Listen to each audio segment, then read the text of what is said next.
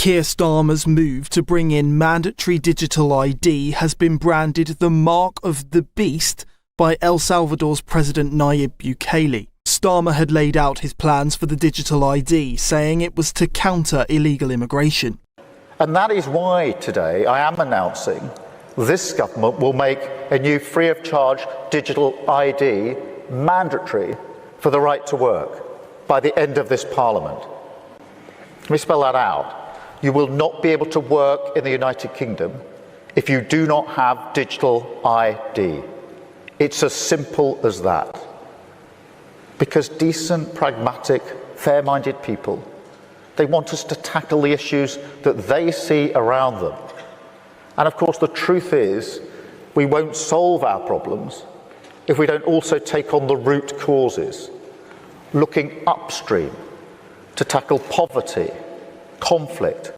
Commenting on X, the Salvadoran president quoted from the Bible, "And he causeth all, both small and great, rich and poor, free and bond, to receive a mark in their right hand or in their foreheads, and that no man might buy or sell save that had the mark or the name of the beast or the number of his name." Mr. Bukele has taken a disliking to the UK's free speech crisis. The verses explain that this mark is a compulsory sign of loyalty to the beast's authority.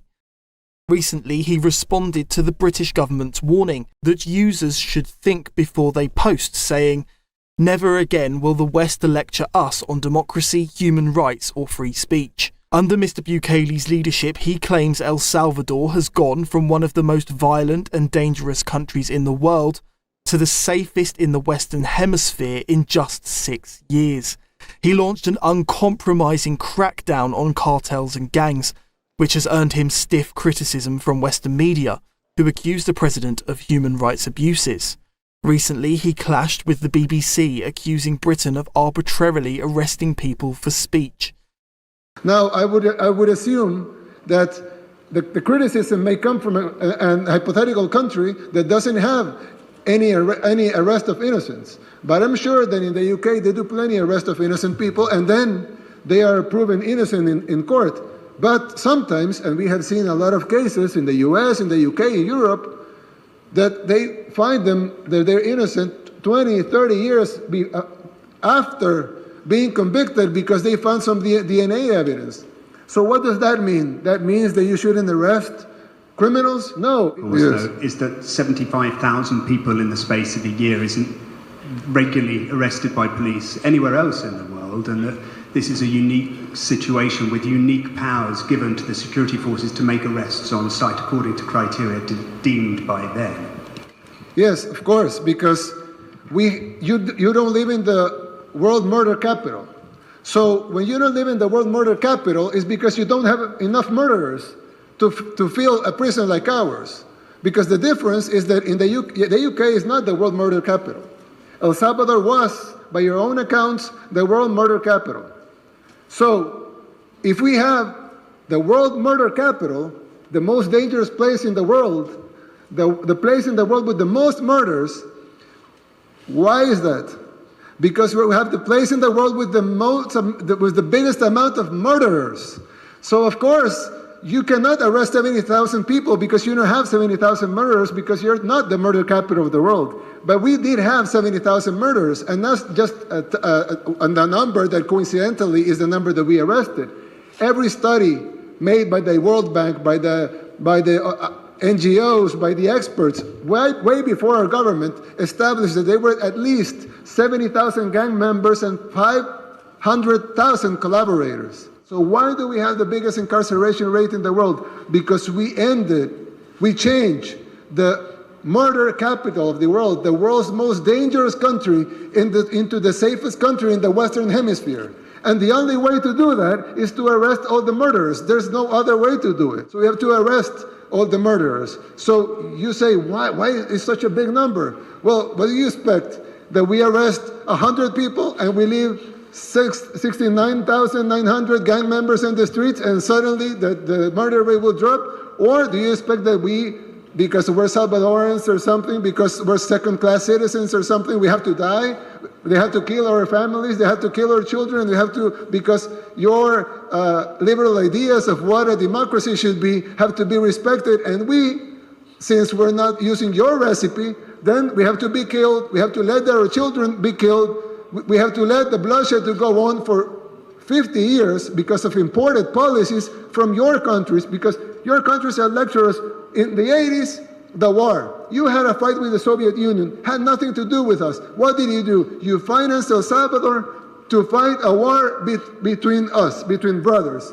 And we killed each other, and 85,000 Salvadorans died. After that, 1 million displaced. They went to the US, into ghettos. They formed the gangs, then they deport the gangs. Gangs come here. You send us another recipe.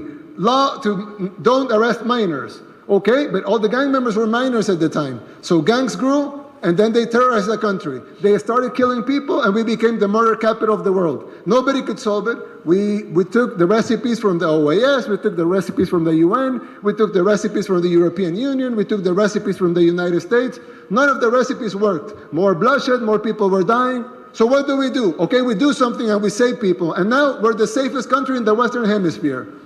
But suddenly something's bad. Oh, but you shouldn't do that. You should do what I think you should do. Why? Not only we have the right to do what we think is right, and what the Salvadoran people are going to decide whether or not they want this day in free elections, but also we've proven it works. And you haven't proven that your system works in our country. Might work in yours, I don't know. But it doesn't work in ours. It's like I told one time a member of the European Union, I know you Brexited that, but I told a member of the European Union, you take your best government, choose your best government. I don't know what's the best government in Europe, but you choose your best government. Same people, same talent, same experts, same will to do things the right way. You take your best government and you put him to govern Afghanistan and tell them, okay, you govern Afghanistan the same way you govern this European country. They'll be dead in a week. Explaining his own approach to governing and why he rejects his characterisation in Britain and other countries, he said the West itself was no longer free because it's no longer safe. Hoy el mundo libre ya no es libre. Esto no es una exageración. Trágicamente vemos pruebas innegables de esta decadencia todos los días. Las nuevas amenazas de guerras continúan. Cuando el mundo libre se volvió libre, fue gracias a sus principios de libertad de expresión, igualdad ante la ley, unidad y respeto por la propiedad privada. Pero una vez una nación abandona sus principios que la hacen libre, es solo cuestión de tiempo para que pierda su libertad por completo. Las consecuencias se están desarrollando ante nuestros propios ojos. Las podemos ver. En algunas ciudades del llamado primer mundo, las tiendas necesitan asegurar sus productos detrás de puertas de vidrio con llave para evitar robos. Y no hablo ni siquiera de productos caros, sino de cosas sencillas como una barra de chocolate o una rasuradora.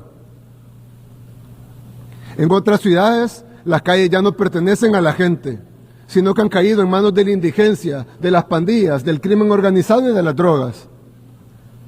No puedes reclamar el título de mundo libre si ni siquiera tu gente es libre para caminar por las calles sin temor a ser acosada, robada o asesinada. También estamos siendo testigos en tiempo real de la erosión de la libertad de expresión. Hace apenas una década, Occidente era el bastión de la libertad de expresión y ahora es sermoneado por quienes solían denunciar. Las plataformas más grandes de redes sociales en el mundo fueron obligadas a censurar a sus usuarios a petición de sus gobiernos.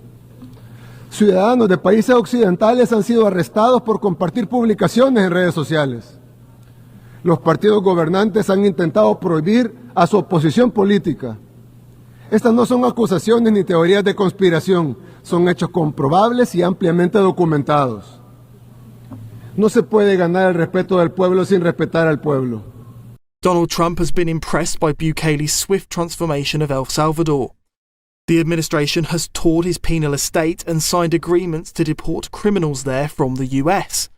Demonstrating his commitment to El Salvador's newfound safe streets, Bukele amassed thousands of troops in one town after just a rumour one gang was set to mount a comeback. Nick Dunning, GB News.